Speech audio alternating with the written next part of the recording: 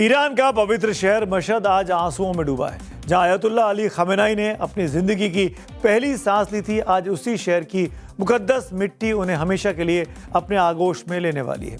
Mashhad कोई आम शहर नहीं है, ये शिया मुसलमानों की आस्था का सबसे बड़ा मरकज है। यहीं मौजूद है इमाम रजा दरगाह।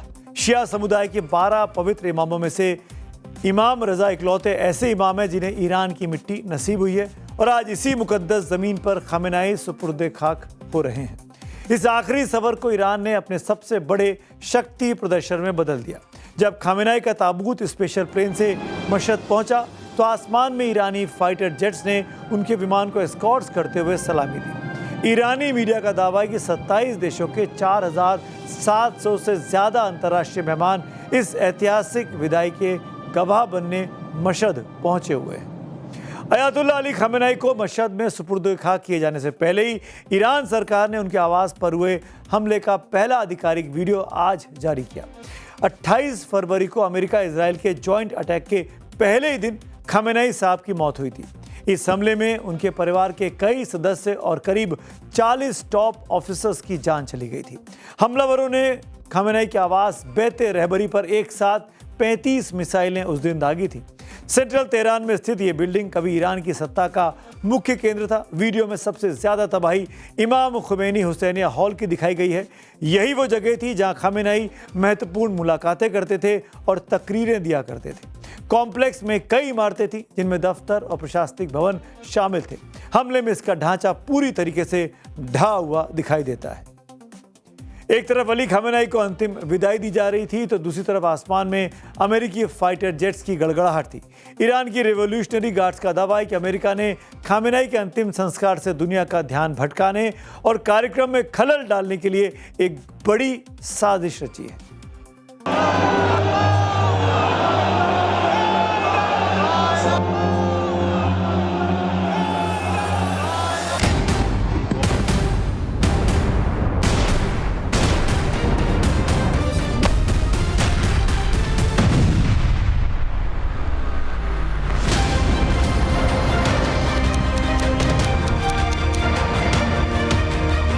अमेरिका ने ईरान को सांस लेने का मौका भी नहीं दिया है। लगातार दूसरे दिन ईरान पर भीषण एयर स्ट्राइक हुई।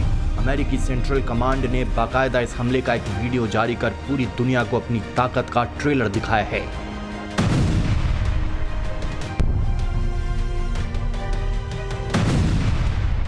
आठ जुलाई की वो खौफनाक रात जब अमेरिका ने ईरान के 90 सैन्य ठिकानों को एक साथ टारगेट किया।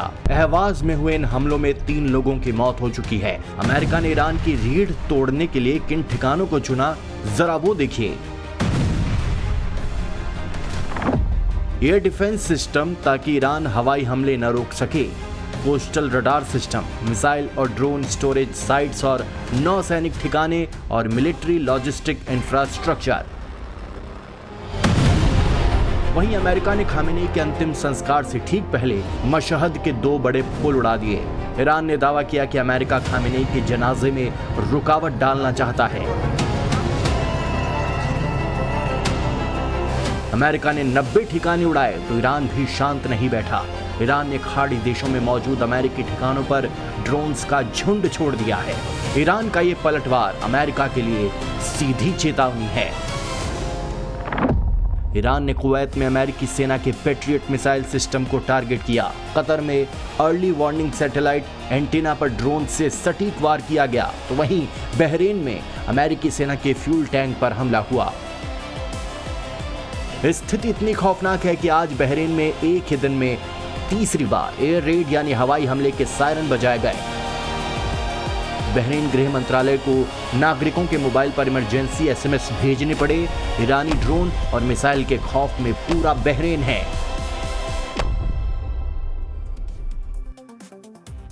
और इस वक्त एक बड़ी खबर तेहरान से आ रही है। ईरान ने अमेरिका पर बुशर परमाणु बिजली फैसिलिटी के पास हवाई हमला करने का आरोप लगाया है। अल जजीरा के मुताबिक यह हमला दोपहर करीब 12 बजे के आसपास हुआ। अटैक में क्या क्या नुकसान हुआ ये अब तक सामने नहीं आया। पिछले 48 घंटों में अमेरिकी फाइटर जेट्स ने ईरान के 5 प्रांतों को टारगेट कर भीषण बमबारी की है। ईरानी स्वास्थ्य मंत्रालय के मुताबिक इन हमलों में अब तक 14 लोगों की जान जा चुकी है। 78 से ज्यादा लोग घायल हैं। अस्पतालों में इमरजेंसी जैसे हालात हैं और घायलों का इलाज लगातार चल रहा है।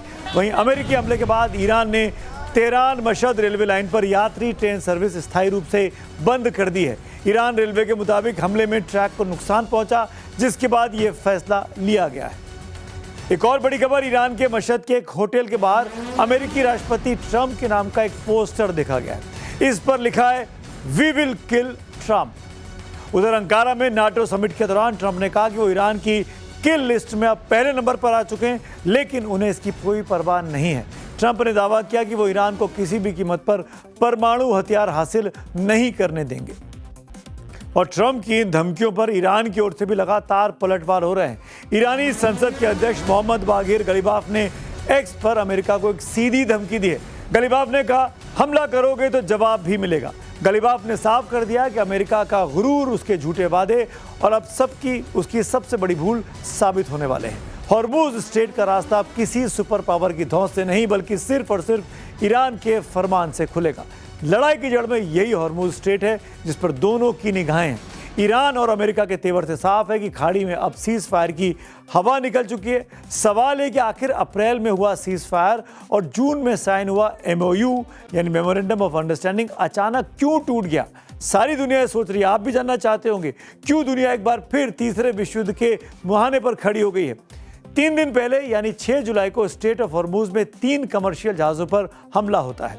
अमेरिकी न्यूज़ नेटवर्क CNN और फॉक्स न्यूज़ के मुताबिक ईरान ने कमर्शियल जहाज़ों पर हमला करके सीधे तौर पर MOU को तोड़ दिया। इस समझौते में सेफ पैसेज ऑफ शिपिंग की गारंटी दी गई थी। ईरान स्ट्रेट ऑफ हॉर्मुज को कंट्रोल करना चाहता था। इसके जवाब में अमेरिका ने मजबूर होकर 80 से ज़्यादा ईरानी रडार और IRGC बोट्स को तबाह किया ताकि कमर्शियल जहाज़ों को बचाया जा सके। वहीं ब्रिटेन की न्यूज़ एजेंसी BBC की रिपोर्ट बताती है कि सीज फायर शुरुआत से ही बहुत ही फ्रेजाइल यानी कमज़ोर था।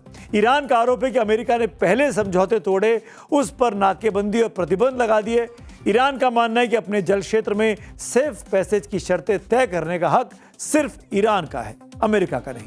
हालांकि तीनों मीडिया नेटवर्क्स करीब करीब इस बात पर सहमत दिखते हैं कि ईरान का शिप पर अटैक ही ट्रिगर पॉइंट बना है, जिसके बाद ये एस्केलेशन हुआ और एक बार फिर अब युद्ध छिड़ चुका है।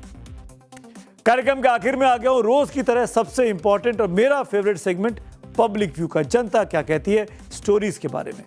जो बारिश का हाल हुआ दिल्ली में, दिल्ली आसपास, उस पर जया दीक्षित जी का पोस्ट है।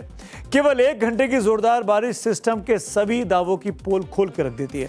जगह जगह जल भराव, नगर निगमों की लापरवाही, नाली की खराब सफाई और जल निकासी के अधूरे प्रबंध की पूरी कहानी कह देते हैं एवं स्मार्ट सिटी के सारे दावे धरे के धरे रह जाते हैं। एक और पब्लिक व्यू जो वॉर शुरू हो गया, उस पर भूपेश मिश्रा लिखते हैं, खमेनाई की मौत के बाद दुनिया को शांति की उम्मीद थी, मगर ट्रंप हर बार हमला करके दुनिया की सांसें बढ़ा देते हैं। लगता है विश्व युद्ध की आशंका का अंत ट्रंप के कार्यकाल के साथ ही अब होगा। एक और पब्लिक व्यू है रेन के बारे में, विशाल कृष्ण पाठक लिखते हैं, अब समय आ गया है कि उबर, ओला, रैपिडो जैसी कंपनियां अपने ऐप पर उबर बोट, रैपिडो नाव का विकल्प भी शुरू कर दें। कम से कम लोग तैरकर अपने गंतव्य स्थान पर तो जा पाएंगे।